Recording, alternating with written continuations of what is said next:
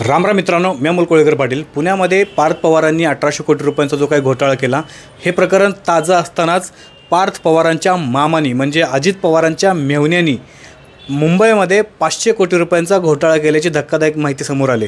अंजली दमानिया यांनी ह्या प्रकरणाची चौकशी किंवा आरोप केलेले आहेत अजित पवारांवरती, आणि या सगळ्या प्रकरणामध्ये अजित पवार हे केंद्रस्थानी आहेत.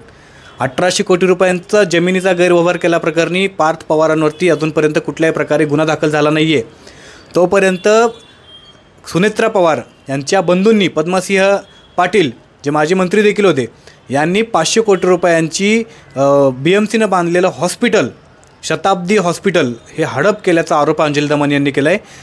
मला वाटते अजित पवार यांच्या किंवा पूर्ण पवार कुटुंबांच्या नावावरती महाराष्ट्रामध्ये कुठे जमीन नाही आहे, फक्त एवढं सांगावं त्यांनी, एवढं बाकी राहिले आता.